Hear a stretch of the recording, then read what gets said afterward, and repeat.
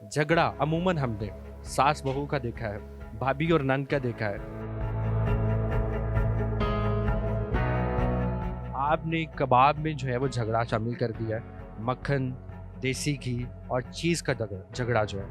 तो वो मक्खन देसी घी तो हम डालते हैं, तो साथ उसे कहते हैं भी चीज़ डलवाना है या नहीं डलवाना, यही हमारा झगड़ा है। क्योंकि ये होममेड कबाब है, सारा कुछ इसमें नान और बोटस हम बाज़ार से लेते हैं। दही भी हमारा स्पेशल घर का ही है, कबाब भी घर के हैं, मक्खन भी घर का है और चीज़ भी इवन हम घर में ही तैयार करते हैं। सबसे पहले हम तो यही कहा कि जी झगड़ा करना है। तो हम तो बहुत परेशान हो गए कि भाई हम तो बहुत शरीफ लोग हैं, आप कहाँ से हमसे झगड़ने आ गए हैं।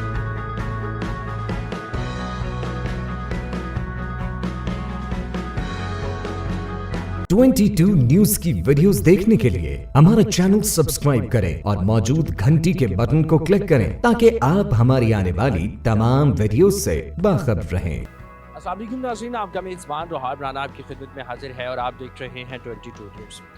नाज़रीन, आपने सुना होगा सास और बहू का झगड़ा, भाभी और दिवरानी का झगड़ा, सियासत में है कुर्सी का झगड़ा, लेकिन आज आपको लाए हैं कबाब कहानी पे जिन्होंने झगड़ा करवा दिया है देसी घी और मक्खन और चीज़ का। आइए इनसे जानते हैं ये झगड़ा कब से चल रहा है। जी तो नाज़रीन, हमारे साथ ज़ुरारा साहब मौजूद हैं जो कि कबाब कहानी के ऑनर हैं। इनके कबाबों की क्या कहानी है, आइए इनसे जान लेते हैं। अस्सलाम वालेकुम। जी वालेकुम सलाम। कैसे हैं सर आप? जी अल्हम्दुलिल्लाह। सबसे पहले तो मुझे ये बताइए कि ये बड़ा मुनफरिद आइडिया है जो कि आपने लाहौर में इंट्रोड्यूस करवाया है। झगड़ा अमूमन हमने सास बहू का देखा है, भाभी और नंद का देखा है, और आजकल की अगर बात की जाए तो हमने सियासत में कुर्सी का झगड़ा देखा है। आपने कबाब में जो है वो झगड़ा शामिल कर दिया है, मक्खन, देसी घी और चीज़ का झगड़ा जो है। ये मुनफरिद नाम आपको भाभी के साथ झगड़ के आया? नहीं, बिल्कुल भी नहीं, बस एक टर्म ज़हन में आई और उसको रख लिया और वो अल्हम्दुलिल्लाह जो है वो फेमस हो गई। और उसका कॉन्सेप्ट जो है उसके पीछे वो ये है कि कस्टमर आके पूछता है भी ये झगड़ा क्या है, तो वो मक्खन देसी घी तो हम डालते हैं, तो साथ उसे कहते हैं भी चीज़ डलवाना है या नहीं डलवाना, यही हमारा झगड़ा है। अच्छा, कस्टमर के साथ जो है वो चीज़ और मक्खन का झगड़ा है। आप मुझे बताइएगा कि आप जो ये झगड़ा है वो कढ़ाई का भी करवा सकते थे। आप बीफ कढ़ाई, मटन कढ़ाई, चिकन कढ़ाई का भी झगड़ा करवा सकते थे। उसके लिए आपने स्पेशल कबाब को क्यों सेलेक्ट किया? उसकी मेन रीज़न ये है कि मेरा जो ये रेसिपी जो थी ना, जिस पे मेरा मेन फोकस था वो ये कबाब्स की थी। क्योंकि ये होममेड कबाब हैं, सारा कुछ इसमें नान और बोटस हम बाज़ार से लेते हैं। दही भी हमारा स्पेशल घर का ही है, कबाब भी घर के हैं, मक्खन भी घर का है और चीज़ भी इवन हम घर में ही तैयार करते हैं। ये सारी चीज़ें होममेड है जैसे आपने बताई हैं, तो इसमें हेल्प आउट आपकी मिसेस करती हैं? जी बिल्कुल। इस बात पे कभी झगड़ा नहीं हुआ? नहीं, बिल्कुल भी नहीं हुआ। आपके पास ये जो अगर टर्म यूज़ किया है ये इन झगड़ों से पहले किया है। जहन में अचानक कैसे ख्याल आ गया कि आपने झगड़ा ही ये इसका नाम रखना है? आपके अगर मेन्यू को देखें तो हर जगह पे झगड़ा झगड़ा झगड़ा झगड़ा है, तो ये लड़ाई झगड़ा कभी मेन्यू से ख़त्म करने का इरादा है या इसको मज़ीद बढ़ाने का इरादा है? नहीं, ये मज़ीद झगड़े बढ़ेंगे, क्योंकि एक तो ऊपर कबाब कहानी है, इसमें कहानियाँ भी आती जाएंगी और ये झगड़े भी बढ़ते जाएंगे सारी। सर, पहली नज़र में जब आपके सामने कॉन्सेप्ट आया तो आपके जहन में सबसे पहले ख्याल क्या आया कि झगड़ा होने जा रहा है? नहीं, इन्होंने सबसे पहले हम तो यही कहा कि जी झगड़ा करना है। तो हम तो बहुत परेशान हो गए कि भाई हम तो बहुत शरीफ लोग हैं, आप कहाँ से हमसे झगड़ने आ गए हैं। तो फिर उन्हें हमें ना आगे से ना पूरा उन्हें एक प्रपोजल दिया कि जी हम खुद झगड़ा नहीं करेंगे, हम कबाब में झगड़ा करवाएंगे। तो फिर जब उन्होंने हम बैठ के मीटिंग की, मैंने और आमिर ने और ज़ारा भाई ने, तो फिर हमने जब ये देखा तो हमें वाकई ये बहुत अच्छी लगा। और फिर हमने खुद भी इसको जो है दोस्तों में मतलब एक पार्टी रखी और उन्हें सब ने कहा ये तो माशाल्लाह बहुत प्यारी चीज़ है। तो इसे फिर हम बाज़ार में इन हुए, तो यही सारी मतलब। पहली बार जब आपने अपनी आंखों से ये झगड़ा देखा तो क्या मंजर था, ज़रा हमारे देखने वाले नाज़रीन को बताइए। मैं खुद ये अभी तक मैंने खुद कबाब नहीं खाए, मैं वैसे कबाब खाता भी नहीं, और जब मैंने ये कबाब टेस्ट किया तो यकीन करो कि वैसे ही कबाब से मुझे मोहब्बत हो गई है। अब परसों एक कस्टमर मेरे पास यहाँ पर आया तो उसने मुझसे, हमारे पास लेग पीस भी चेस्ट पीस भी हैं इसमें, तो उसने कहा, मैंने कहा, उन्होंने 5 लेग पीस लगवाए। तो मैं कहा सर कबाब भी टेस्ट कर लें। कहते मैंने 10 साल हो गए कबाब छोड़े हैं हमें। कहते 10 साल हो गए कबाब छोड़े में। तो मैंने उनसे रिक्वेस्ट की कि आप एक डील खा लें हमारी, तो इंशाल्लाह आप कभी नफ़रत नहीं करेंगे कबाब से, मोहब्बत ही करेंगे।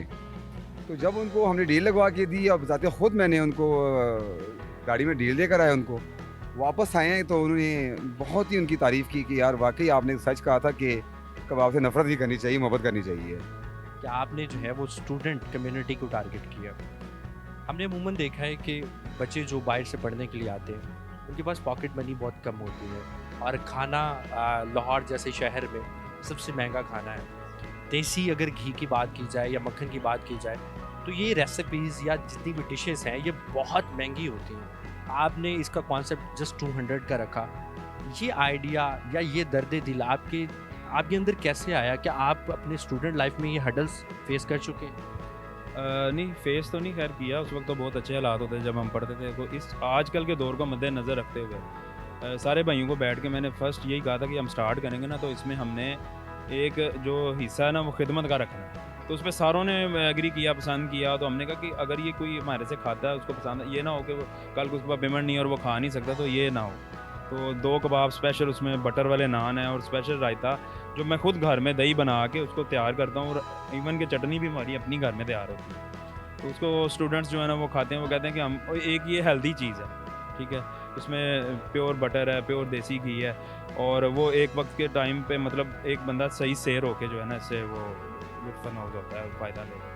देसी घी हर जानिब नज़र आ रहा है हमें। नाज़रीन आप देख सकते हैं मेरे बिल्कुल सामने जो है वो कबाब पड़े हैं और ये देसी घी में डूबे हुए हैं, यानी कि ये स्विमिंग कर रहे हैं देसी घी में। तो देसी घी भी तो सर बहुत महंगा है। सर सारी चीज़ें हमारे अपने हाथ में हैं।